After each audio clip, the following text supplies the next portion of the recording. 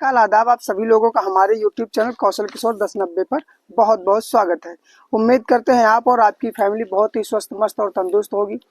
घटना चक्र के माध्यम से कहानियों के सिलसिले में एक ऐसी घटना और इसी कहानी के समक्ष ले चलते हैं आप लोगों को, जिस कहानी को सुनेंगे तो आप लोगों के पैरों तले से जमीन खिसक जाएगी कि कैसे कैसे अपराध करने वाले लोग होते हैं।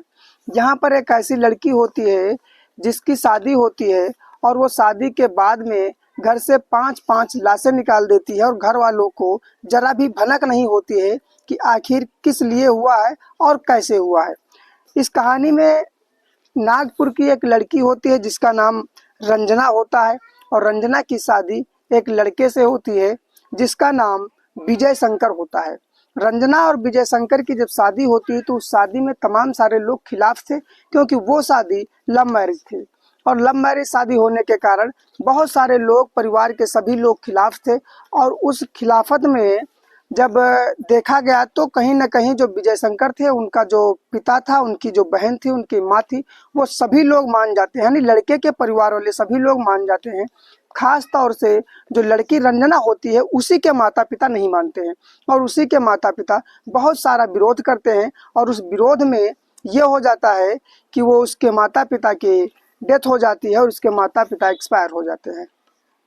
आखिर इस घटना में जब इसके माता पिता एक्सपायर हुए, जिन्होंने सिर्फ विरोध किया था, ना कि जो विजय शंकर का परिवार होता है, लड़के का परिवार होता है, उन लोगों ने जरा सा भी मना नहीं किया था। और उन लोगों के परिवार में फिर 5-5 लाशों का कैसे निकलना हो जाता है, आखिर इस लड़की ने क्या किया था, और जरा सा भी किसी को पता नहीं चलता है। सबसे पहले नंबर आता है विजय शंकर के पिताजी का।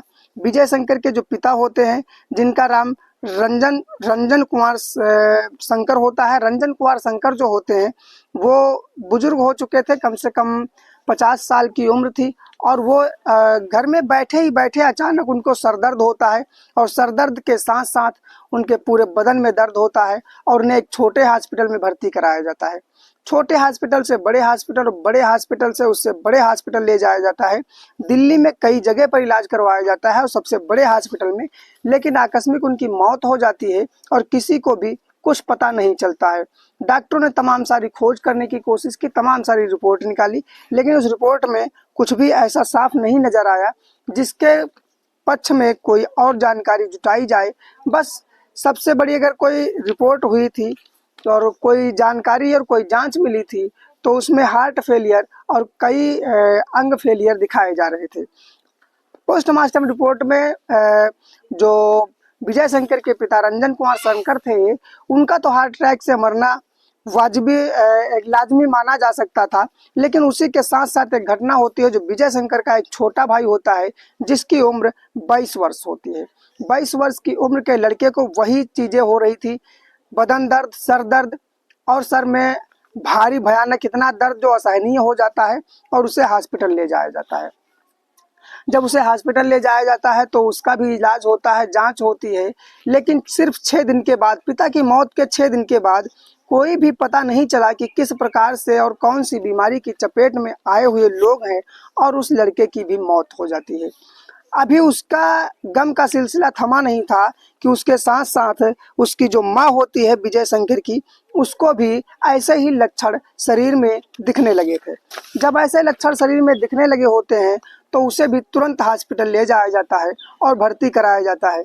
अब उस लड़के जो विजय शंकर की जो भाई होता है, जो माँ होती है, सभी लोगों को ऐसे ही झटके आ रहे थे कि शरीर में बदन दर्द और जो सर दर्द का सिलसिला था वो बहुत ही करारा था।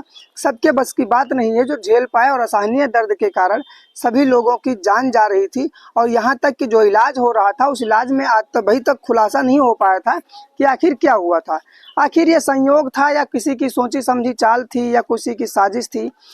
जब उनकी मौत हो जाती है, उनकी माँ की भी, और माँ, बेटे और पिता की मौत के बाद विजय शंकर का जो ड्राइवर होता है उसको भी ऐसे ही लक्षण आने लगते हैं, जबकि वो इनकी मृत्यु पर आया था और मृत्यु के बाद जब घर वापस जाता है तब उसे पता चलता है कि उसके साथ भी ऐसी चीज़ें हो रही हैं, क्योंकि उसका भी भयानक सरदर्द हो रहा था।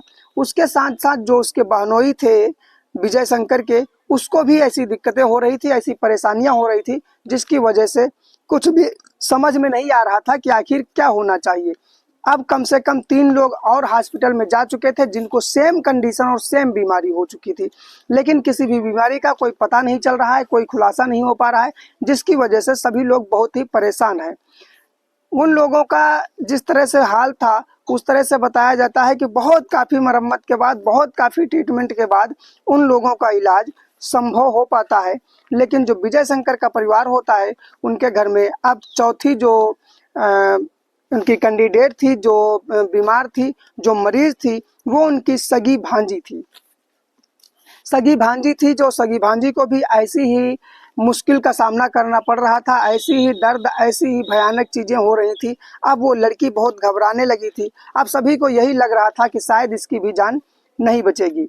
डॉक्टर्स ने तुरंत ट्रीटमेंट करते हुए देखा और जानकारी जुटाने की कोशिश की कि आखिर ये संयोग नहीं है, एक घर से 5-5 लोगों की मौत और एक ही तरीके से समस्या और एक ही तरीके से जो बीमारी हो रही है, इसमें कोई न कोई ऐसा कारण है जो कहीं न कहीं हमारी आँखों से दिख नहीं रहा है। हम सिर्फ इसे अब महसूस कर पा रहे हैं कि कोई न कोई राज ज़रूर है। इस मामले पर पुलिस को भी सूचना मिलती है और पुलिस को बुलाया जाता है। पुलिस अपनी कार्रवाई करती है, छानबीन करती है। रिपोर्ट देखने के बाद पता चलता है कि 5 लोगों को, जो 4 लोग हैं जो अभी तक जिनकी जिनकी मौत हो चुकी थी, उन 4 लोगों में हार्ट फेलियर और अंग जो पार्ट्स फेलियर हैं, ये ऐसा संभव नहीं था कि इतनी आसानी से हो जाएं। कहीं ना कहीं सभी लोग स्वस्थ और मस्त लोग थे जिनके साथ हार्ट फेलियर की समस्या हो रही थी। उनके घर में पुलिस जांच पड़ताल करती है और पुलिस जब जांच पड़ताल करती है तो पता लगता है कि जो उनकी बहू थी, विजय शंकर की जो पत्नी होती है रंजना, रंजना से मुलाकात होती है। तो रंजना को उन कम से कम अब 4 से 5 लाशें उस घर से निकल चुकी थी, लेकिन रंजना को कुछ भी फर्क नहीं पड़ रहा था। रंजना बिल्कुल अपने नॉर्मल स्वभाव में जी रही थी। उसे जरा सा भी नहीं लग रहा था कि कोई हमारे घर में ऐसी दुर्घटना हुई हो। इस प्रकार से जब वहाँ पर उसकी बहू से पुलिस मुलाकात करती है, वैसे उस समय ऐसी बातें करना ठीक नहीं था, लेकिन पुलिस ने नज़र रखनी शुरू की और उसके बैकग्राउंड को खंगालना शुरू किया कि आखिर ये कहाँ से आई है, क्या है इसका और ये क्या कर रही है। जब पता लगाया उसने तो पता लगा कि इसकी जो शादी हुई थी वो लव मैरिज हुई थी और लव मैरिज होने के कारण ऐसी समस्या में इसके माता और पिता दोनों लोग एक्सपायर हो चुके थे। बची है तो सिर्फ उसकी एक मामी, और मामी जो होती है वो बहुत ही इस लड़की के साथ रहती है। इस समय भी 15 दिन से उसी के घर में बनी हुई थी और मामी और उस जो विजय शंकर की पत्नी होती है उसके बीच में बहुत ही काफ़ी घनिष्ठ संबंध थे। संबंधों का कारण एक और पता लगाया जाता है कि जो मामी की कुछ ज़मीन होती है वो कम से कम करोड़ों रुपए की ज़मीन विजय शंकर के पिता ने अपने अंडर में जमा कर रखा था। मतलब वो अपने अंडर में उसके ज़मीन की प्रॉपर्टी और कागज़ को कम जो मजबूती थी वो इनके अंडर में थी और वो ज़मीन भी इन्हीं के अंडर में थी, जबकि वो मुकदमे की ज़मीन थी, लेकिन अपने बल से इन लोगों ने अपने कब्जे में ले रखा था।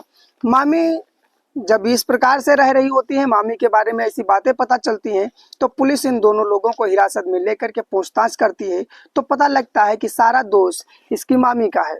और जब पुलिस को एक बार और पता चलती है कि जो ये लड़की है रंजना, ये एग्रीकल्चर से ग्रेजुएशन कर चुकी है और ये ग्रेजुएशन में एग्रीकल्चर से टॉपर रह चुकी है, तो पुलिस को अंदाज़ा हो जा चुका था कि कहीं ना कहीं इसको हर प्रकार के जो कृषि के जहर हैं, जो कृषि के उत्पादन में इस्तेमाल करने वाली चीज़ें हैं, उनके बारे में जानकारी है, जिसकी वजह से ऐसा ही कुछ कर रही है जिसकी वजह से किसी को पता नहीं चल रहा है और ये कम से कम 5-6 लोगों की जान ले चुकी है।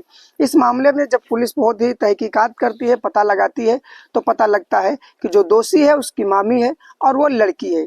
अब उन लोगों पर जो कार्रवाई बनती है, पुलिस ने कार्रवाई करके उनको जेल भेज दिया है। आगे कोर्ट और कानून उस पर क्या करेगा, अपनी कमेंट में राय भेजें और कहानी अच्छी लगी हो तो वीडियो को लाइक कर दीजिएगा, चैनल को सब्सक्राइब कर दीजिएगा। मिलते हैं कल रात 8 बजे एक और अच्छी और सच्ची घटना में। तब तक के लिए नमस्कार, धन्यवाद, जय हिंद।